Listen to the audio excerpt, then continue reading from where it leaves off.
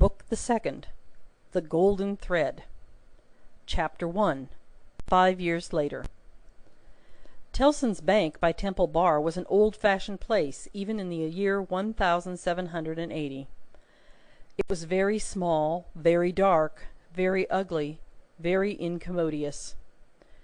It was an old-fashioned place, moreover, in the moral attribute that the partners in the house were proud of its smallness, proud of its darkness, proud of its ugliness, proud of its incommodiousness. They were even boastful of its eminence in those particulars, and were fired by an express conviction that if it were less objectionable, it would be less respectable. This was no passive belief, but an active weapon which they flashed at more convenient places of business.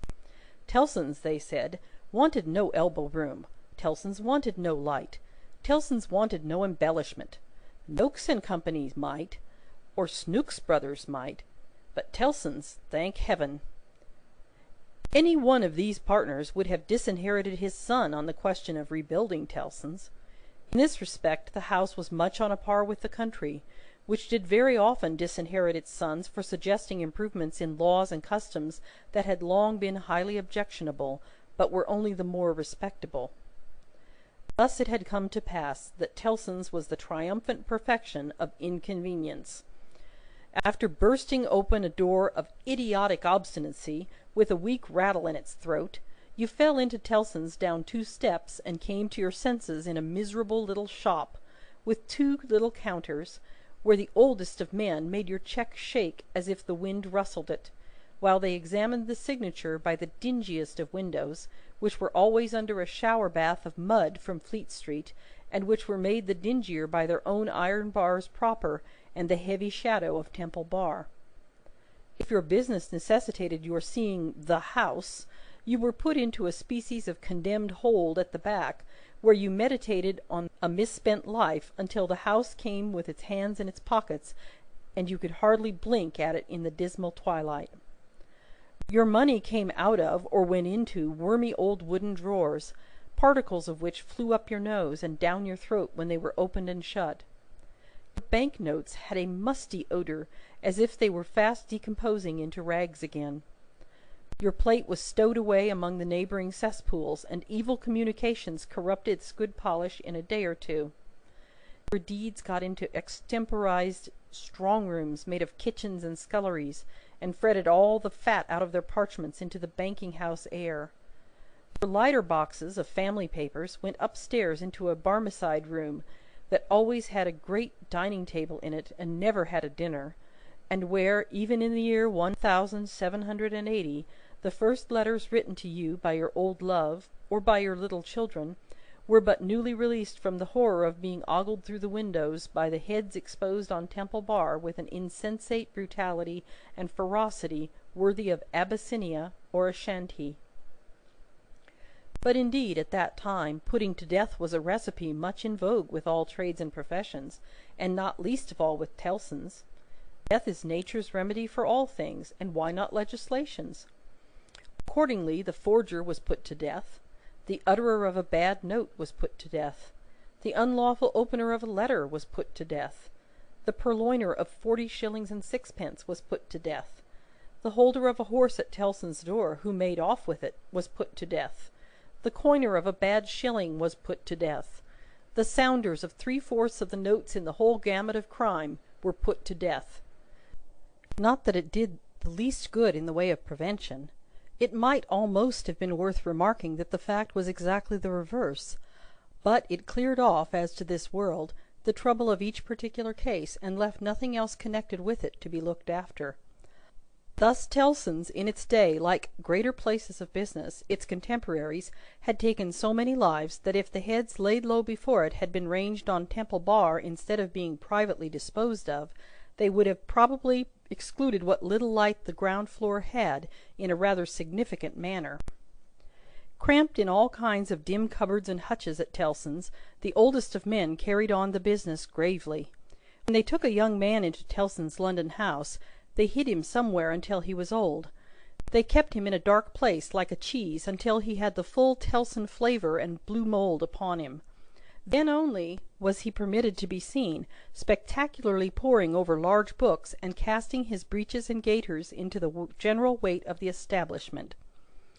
Outside Tellson's, never by any means in it, unless called in, was an odd job man, an occasional porter and messenger, who served as the life sign of the house.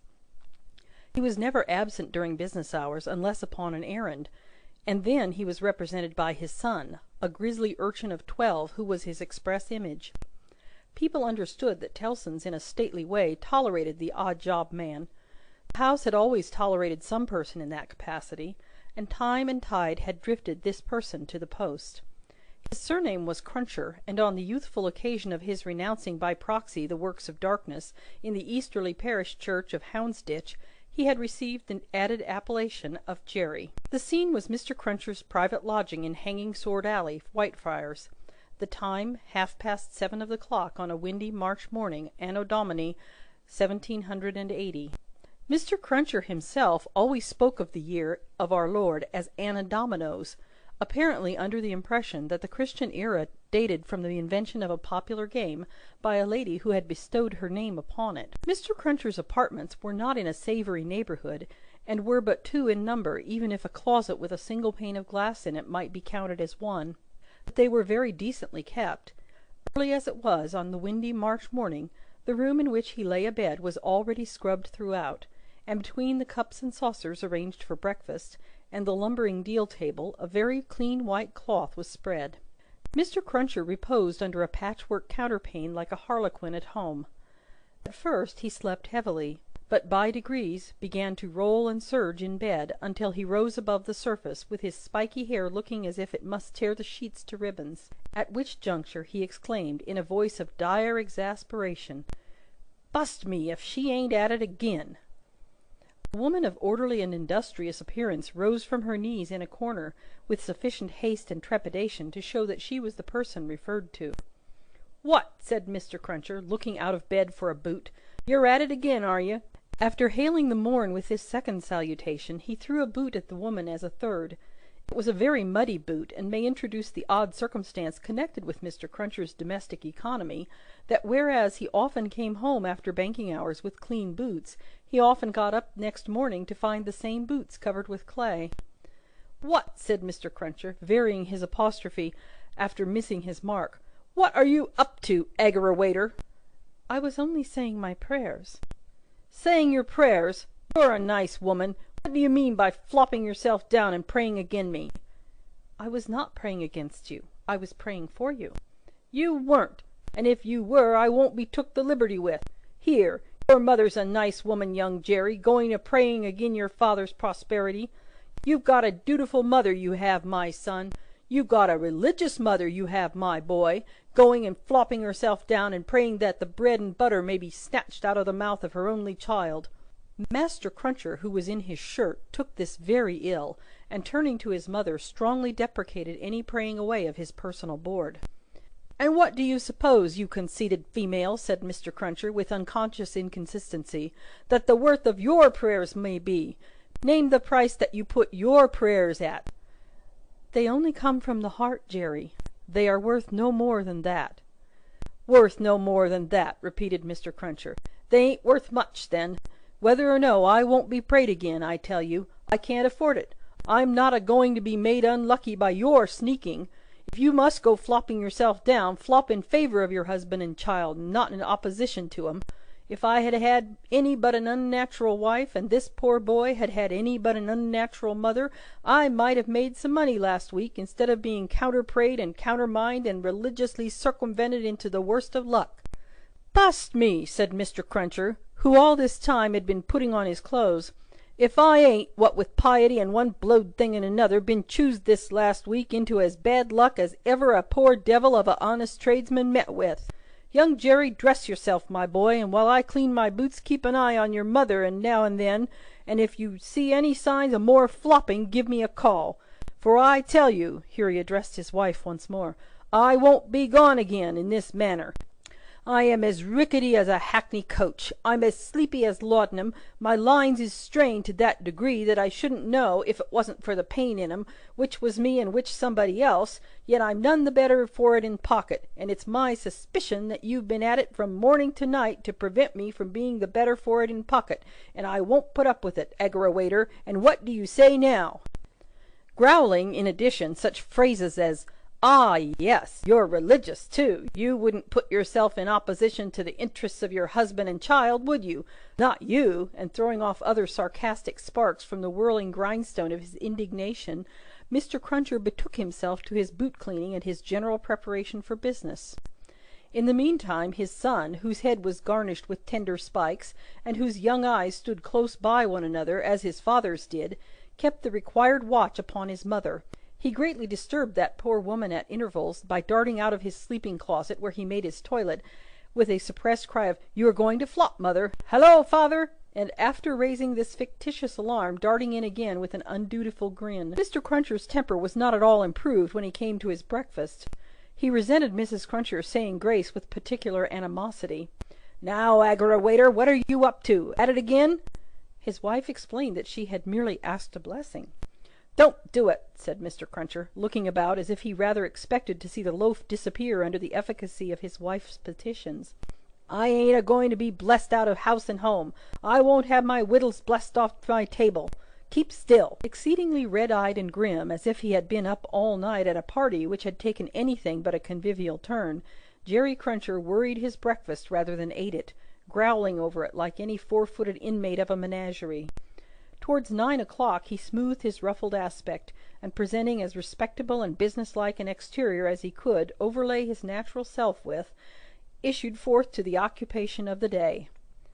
It could scarcely be called a trade, in spite of his favourite description of himself as an honest tradesman. His stock consisted of a wooden stool made out of a broken-backed chair cut down, which stool young Jerry, walking at his father's side, carried every morning to beneath the banking-house window that was nearest Temple Bar, where, with the addition of the first handful of straw that could be gleaned from any passing vehicle to keep the cold and wet from the odd-job man's feet, it formed the encampment for the day. On this post of his, Mr. Cruncher was as well known to Fleet Street and the Temple as the Bar itself, and was almost as ill-looking. Encamped at 9:15, in good time to touch his three-cornered hat to the oldest of men as they passed into Tellson's, Jerry took up his station on this windy March morning, with young Jerry standing by him, when not engaged in making forays through the bar to inflict bodily and mental injuries of an acute description on passing boys who were small enough for his amiable purpose.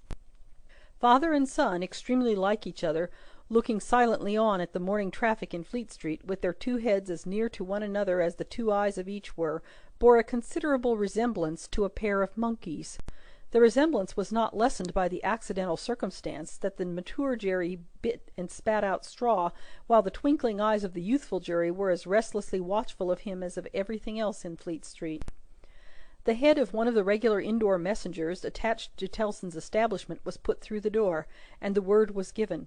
"Porter wanted." "Hooray, father! Here's an early job to begin with." Having thus given his parent Godspeed, young Jerry seated himself on the stool, entered on his reversionary interest in the straw his father had been chewing, and cogitated. "Always rusty. His fingers is always rusty," muttered young Jerry. "Where does my father get all that iron rust from? He don't get no iron rust here."